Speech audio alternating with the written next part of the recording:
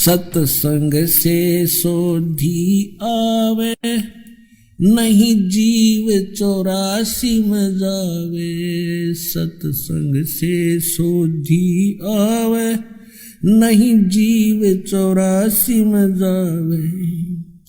अब मेटो द्वेष और राग, हो राग या उम्र बतेरी जाली। अब मेटो द्वेष और राग, हो राग या उम्र बतेरी जाली। जैसे रोगी होता है, रोगी को ये पता लग जाता है कि दीर्घ रोग है और यहाँ के लोकल हॉस्पिटल के डॉक्टरों ने मना कर दिया है कि आप जाइए ऑल इंडिया इंस्टीट्यूट दिल्ली में। तो वहाँ जब ये डायरेक्शन मिलकर इंसान जाता है तो वहाँ चाहे प्रधानमंत्री हो और चाहे कोई फैक्ट्री मालिक हो, कितना उच्च पोस्ट प्राप्त व्यक्ति हो, उस समय उसको अपनी जान दिखाई देती है, अपनी पोस्ट पद दिखाई नहीं देता।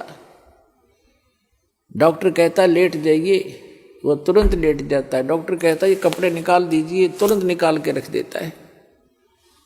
उस समय उसके नखरे खत्म हो जाते हैं और तभी वो उपचार प्राप्त करता है। जब तक डॉक्टर के आज्ञा का पालन करता रहे, चाहे कुछ भी कहे वैसे ही, जहाँ लेटने को कहे वहीं लेटना पड़ेगा, जहाँ बैठने को कहेगा वह बैठना पड़ेगा, और कहेगा मुंह खोल सांस तेज ले, वो सारा कुछ करना पड़ेगा। तो तभी वो अपना उपचार करवा पाएगा। तो ठीक इसी प्रकार जब आप सतलोक आश्रम बरवाला की तरफ आवे, संत मिलन को चालिए तज माया अभिमान, और जो जो कदम आगे रखे ओ हे यज्ञ समान। तो आपको इतना पुण्य मिलता है यहाँ आने का। आप क्योंकि संत है नहीं पृथ्वी पर कोई, संत मिलन को चालिए, संत की तरफ चलने मात्र से इतना लाभ है, फिर यहाँ के किक के लाभ होगा वो तो गिनती नहीं हो सकती। अब जब तक अभिमान है ये प्राणी उभर नहीं सकता। एक नित्यानंद नाम के संत हुए हैं, नित्यानंद नाम के। वैसे वो ब्राह्मण जाति में जन्मे थे, लगभग 250 वर्ष पूर्व की बात है। उनका घर का नाम था श्री नंदलाल, नंदलाल नाम था उनका। उनके माता पिता बचपन से ही मर गए थे, मृत्यु को प्राप्त हो गए थे। उनका पालन पोषण नाना नानी के घर हुआ था। उनके नाना जी जो थे, नंदलाल जी के नाना जी नारनौल के नवाब के यहाँ एक ऊंच पोस्ट प्राप्त थे। और जब ये नंदलाल जी युवा हुए, ब्राह्मण कुल में थे ये, तो इनको भी वहाँ एक तहसीलदार की पोस्ट पर नियुक्त करवा दिया। नंदलाल जी तहसीलदार थे, घोड़ा इनको प्राप्त था, बन ठन कर चलते थे। उस समय जो तहसीलदार की वैल्यू जनता में होती थी, इज्जत होती थी, आज के तो मेरे ख्याल में मंत्री की बिना होगी। नंदलाल जी का विवाह हो गया था, संतान प्राप्ति अभी हुई नहीं थी। अब कहते हैं ना जाने कब भाग्य उदय हो जाता है प्राणी का। एक दिन नंदलाल जी अपने महल के, अपने मकान के छत पर, गर्मियों के समय में छत पर टहल रहा था। रात्रि में नींद आई नहीं और उसने क्या देखा कि कहीं थोड़ी सी दूरी पर रात्रि के समय किसी के घर पे कोई संत आए हुए हैं और परमात्मा की कथा सुना रहे हैं, सत्संग कर रहे हैं। अपन आत्माओं पिछले जब से होते हैं पूर्ण हंस मुराद, ये पिछले संस्कार होते हैं जो आदमी परमात्मा की तरफ आत्मा आकर्षित होती है। उसने सारी रात सत्संग सुना, नींद और खत्म होगी। कुछ तो परमात्मा की दया उस पर हुई कि वैसे नेचुरल नहीं आई नींद, और वो ज्ञान सुना, वो सत्संग सुना कि मनुष्य जीवन किस लिए प्राप्त होता है, इसको हम कैसे व्यर्थ कर रहे हैं। चाहे प्रधानमंत्री बन जा, यदि भक्ति नहीं है तो व्यर्थ है ये जीवन इसका। अगम निगम को खोज ले बुद्धि विवेक विचार, उदय अस्त का राज मिले तो बिन नाम बेगार। सत्संग के अंदर ये ज्ञान कराया जाता है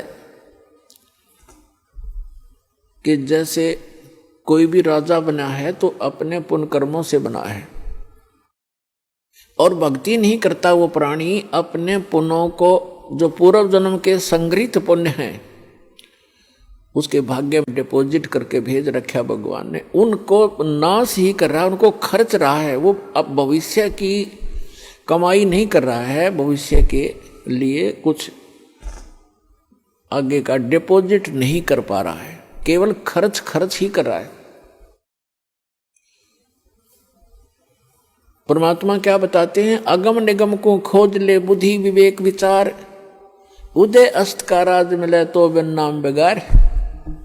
पुराने समय की बात है, अब बातें याद आती हो, पिछली कथाएं। एक 3 व्हीलर वाला था, बड़ा 3 व्हीलर जो पहले पेट्रोल के चले थे, हमारे गांव से और लाखन माजरा एक गांव है, वहां तक 3 व्हीलर चला करते थे 2। उनमें से एक नहीं आया। एक दिन दूसरे ने पूछा कि कल क्या कारण हुआ, पहुंचे नहीं। तो उस 3 व्हीलर वाले ने बताया कि कल मैं बेगार में फंस गया था।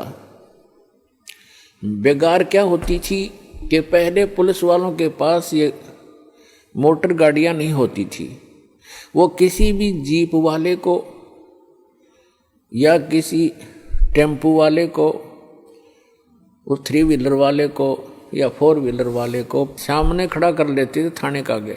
कहीं रेड मारनी हो, किसी प्रकार की कोई भी उन्होंने कहीं जाना होता था अक्षेत्र में, तो उन्होंने पकड़ लिया पुलिस वालों ने, और सारा दिन उसको टिकन नहीं दिया। को 20 गांवों के अंदर पहुंचे, इधर उधर गए, और तेल भी उस 3 व्हीलर वाले ने अपने पल्ले से डलवाया, अपनी जेब से।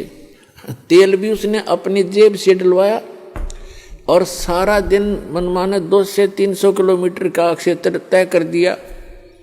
आम आदमी तेनो दिखा बड़ा स्पीड से चल रहा, बड़ी कमाई कर रहा होगा, कर रहा था, अपने ही पल्ले से खर्च कर रहा था, तेल का भी कमाई तो थी नहीं उस दिन। तो उसको बिगाड़ बताते हैं। तो 3 व्हीलर वाले ने बताया कि मैं ऐसे ऐसे कल पुलिस का फंस गया था बिगाड़ में, और 200 रुपये का पेट्रोल अपनी जेब तक फूक का आया, कल कुछ चवन्नी मिली नहीं। उस समय के 200 रुपये आज के 20,000 रुपये, इतना वो खर्च हुआ उसका।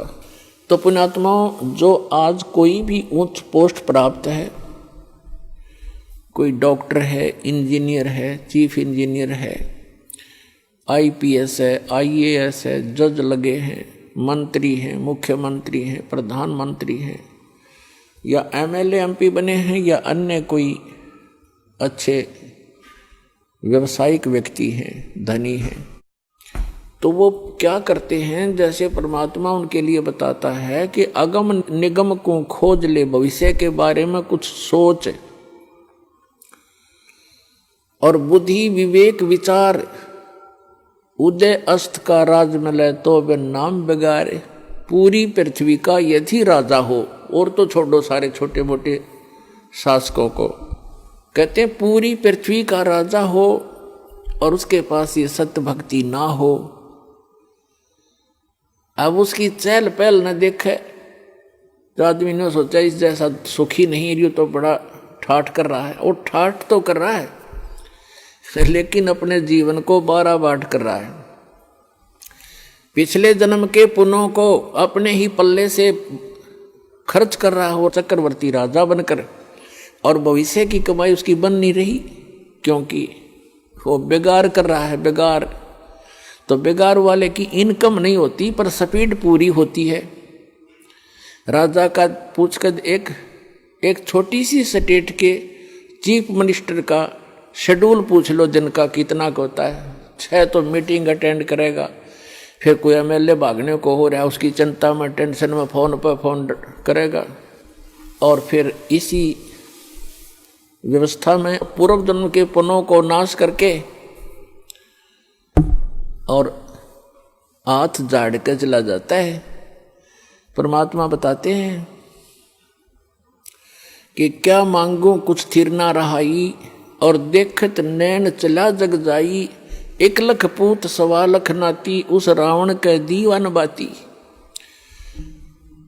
और कहते हैं कह कबीर अंत की बारी, जैसे हाथ झाड़ कर चला जुआरी। ये प्राणी ऐसे जाता है जो सतभक्ति नहीं करता, केवल इस राजपाट या इस संसार के झूठे ठाठ को ही संग्रहित करने में लगा रहता है। जैसे जुए में हारा हुआ जुआरी हाथ मसलता जाता है, खाली हाथ जाता है, रोता पीटता जाता है। तो परमात्मा कहते हैं कहे कबीर अंत की बारी, जैसे हाथ झाड़ के चला जुआरी। ऐसे जाओगे सतभक्ति नहीं करते तो। अब नित्यानंद जी अपने मकान की छत के ऊपर ये सब ज्ञान सुनकर विचलित हो गया, इतना प्रभावित हो गया, तड़फ उठी आत्मा कि क्या कर रहा हूं मैं, और करना क्या चाहिए था। कुछ ब्राह्मण घर में जन्म, ब्राह्मण लोग परमात्मा को अवश्य याद करते थे, चाहे गीता के माध्यम से, चाहे श्री कृष्ण जी के रूप में।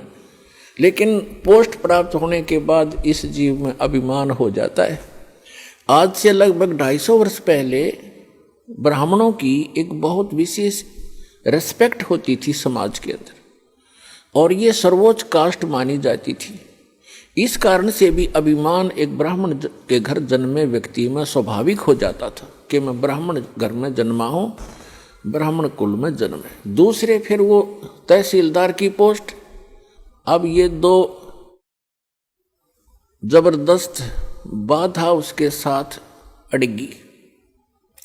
एक तो ये कि हम तो जगत के गुरु ब्राह्मण, और एक सिंपल संत कहीं बैठकर कोई ज्ञान सुना रहा है और बता रहा है कि गुरु बिन माला फेरते, गुरु बिन देते दान, गुरु बिन दोनों निष्फल हैं, चाहे पूछो वेद पुराण। राम कृष्ण से कौन बड़ो, उन्हों भी गुरु कीन, 3 लोग के वे धनी गुरु आज्ञा थी। उधर से ये बातें कसोट रही उसको कि गुरु के बिना बात नहीं बने, और उधर से वो कह रहा कि मैं तहसीलदार और ब्राह्मण, और कैसे जाके एक संत के सामने, सिंपल मैन के सामने अपना शीश नवाऊं, जाके कैसे नतमस्तक होऊंगा, नहीं जाऊंगा।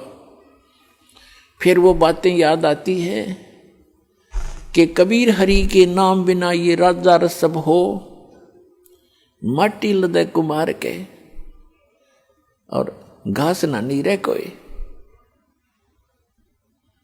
परमात्मा की वो बातें याद आती, सत्संग के वचन के भक्ति नहीं करी तो जीवन नाश हो गया। और गुरु बनाने जाता है तो कुल के लोग क्या कहेंगे, ऊपर से तहसीलदार, और कैसे शीश निभाऊं जाके। अंत में पुण्यों की विजय हुई, पाप की हार हुई। उसके पुण्यों ने प्रभाव डाला, उसको सद्बुद्धि आई कि यहाँ किसी के घर में संत आएगा तो नाम नहीं लूंगा। उस संत के बारे में जानकारी प्राप्त की कि ये कौन सत्संग कर रहा था, क्या हो रहा था रात्रि में, ये संत कौन है, कहाँ से आता है। उसका पता चला कि नारनौल से 2 किलोमीटर की दूरी पर बाहर बनी में जंगल में इनका आश्रम है। तो नित्यानंद जी ने सोचा कि सुबह सुबह चला जाऊंगा वक्त से, उस समय तक गांव के नगर के लोग कोई नहीं पहुंचे होंगे और किसी को पता नहीं लगेगा कि तहसीलदार और ब्राह्मण किसी का चेला बन गया, और वक्त से जाके नाम ले आऊंगा, फिर अपना वजन कर लिया करूंगा। तो इस उद्देश्य से वो वक्त से उठा अगले दिन, नेक्स्ट डे, और घोड़े पर सवार हुआ, मुंह अंधेरे वक्त से पहुंच गया, जा रहा था आश्रम की तरफ। उधर से वही संत, क्योंकि रात्रि के समय तो वो अपना सज धज कर जैसे भी कपड़ा उपड़ा लाल पीड़ा बांध के और गया था। उस समय वो सिंपल एक सफेद धोती लपेट के और सिर के बाल मुंडवा रखे थे, उसने उस तरह फिरवा रखा था संत जी ने। गुमानी दास नाम था, वो विष्णु उपासक वैष्णु पंथ के संत थे। और उस समय ये सोन को सोन गणे मान्या करते ब्राह्मण लोग खास कर। अब वो ये सोचकर चला था कि आज मैं मेरा जीवन सफल करने जा रहा हूं, जैसा कि उसने सत्संग में सारे पहलुओं पर ज्ञान सुना था। आज मैं एक अनमोल काम करने जा रहा हूं अपने जीवन का, और सामने से क्या देखा कि एक कचकोला कति कोरा उस तरह फिरवाए आदमी आवे, तो उसने अपने मन में जोड़ जुगाड़ किया कि देख ये कैसा मनुष्य व्यक्ति सुबह सुबह टकराया, मुझे मूंड मंडवा रखा इसका, क्योंकि मूंड तकरीबन ऐसे मंडवाते थे जिसका कोई मृत्यु हो जाती, उसको अपशकुन माना करते।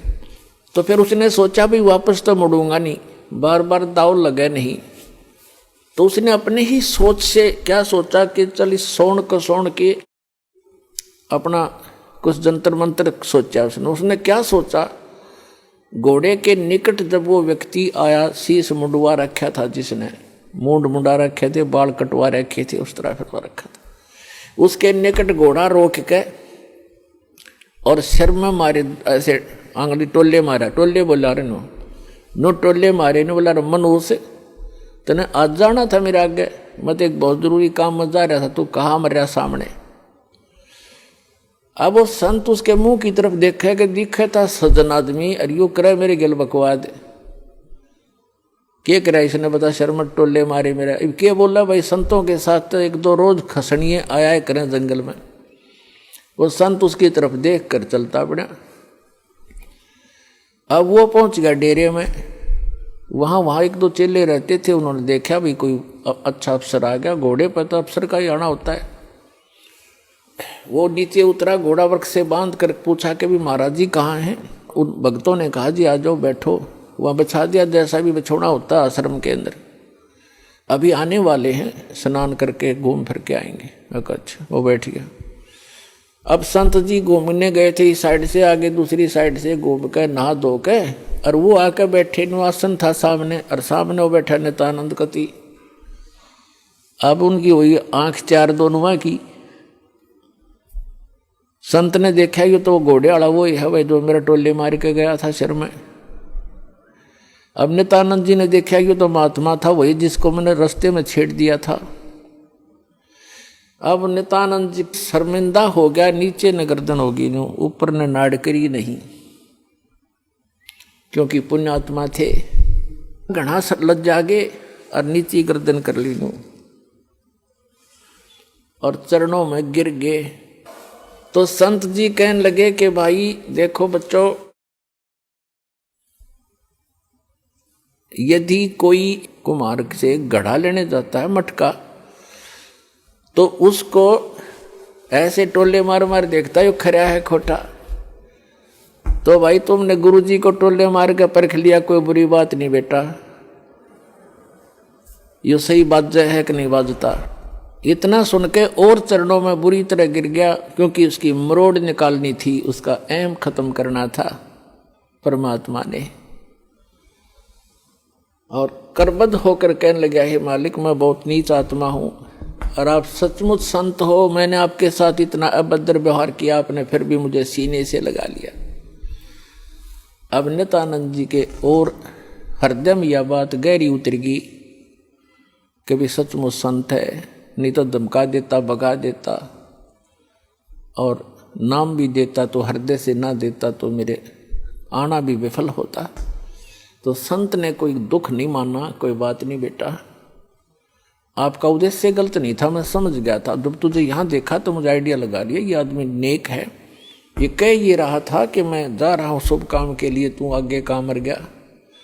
तो उससे भी उसने आइडिया लगा लिया कि आदमी खास है और प्यासा है भगवान का। तो नित्यानंद जी ने दीक्षा ले ली, और दीक्षा लेकर के फिर उसकी पत्नी ने विरोध शुरू कर दिया। इतना विरोध कर दिया कि उसको ये डर हो जाता है इन बहनों को अज्ञान के कारण कि कहीं ये घर ना छोड़ दे। लेकिन साधु संत जो होते हैं वो घर छोड़ने की नहीं कहते, और जो बुराई छोड़कर भक्ति करने को कहते हैं। लेकिन उसको जैसे भी आसपास की औरतों ने भी पट्टी पढ़ा दी, ये तो बाबा बनेगा, ये तो घर छोड़ देगा, इतनी भक्ति करता है, रोज आश्रम में जाने लग गया। तो उसने उसके गुरुजी को भी अभद्र व्यवहार कर दिया उसकी पत्नी ने। तो उसने नित्यानंद जी ने देख लिया एक दिन, तो उसने प्रार्थना करी, परमात्मा या तो ये मार्ग नहीं याद दिलाना था ठीक से, अपने डले ढो रहा था कर्म फोड़ रहा था फोड़ लेता। और हे परमात्मा भी अब बाधा बन के खड़ी होगी, या तो इसने सद्बुद्धि दो ना इसकी माटी सुंगवा लो परमात्मा, या तो इसको सद्बुद्धि दो कि ये भी मेरा साथ दे, भक्ति करे, अपना कल्याण करवा ले, और नहीं तो दाता इसने वापस ले लो, तेरी आत्मा ने, मुझे जरूरत नहीं संसार की। कुछ दिनों के बाद क्या हुआ, 5-6 महीने के अंदर उसकी पत्नी बीमार हुई, मृत्यु को प्राप्त होगी, उसने घर त्याग दिया। और यहाँ हरियाणा के अंदर एक जटेला जोड़ है, 4-5 गांवों की सीमा का ज्वाइंट है, इकट्ठा के वहाँ जंक्शन है, वहाँ एक बड़ा जंगल सा था, उसमें रहने लग गया। अपने आत्माओं उस समय उस नित्यानंद जी को जब ज्ञान हुआ, उसका नाम नित्यानंद रख दिया उस संत ने, नंदलाल से बदलकर, तब वो नित्यानंद नाम से प्रसिद्ध हुए। तो नित्यानंद जी ने फिर क्या कहा है कि ब्राह्मण कुल में जन्म था, मैं करता बहुत मरोड़, और गुरु गुमानी दास ने दिया कोबद गढ़ तोड़। कि मैं ब्राह्मण कुल में जन्म होने के कारण गणाभिमानी आदमी था, और गुरु गुमानी दास ने, उनके गुमानी दास नाम थे गुरु जी का, कि गुरु गुमानी दास ने यो दिया कोबद गढ़ तोड़। ये कोबद का किला था, मान बढ़ाई अहंकार, और जब तक इसका नाश नहीं होगा इतने भगवान मिला नहीं।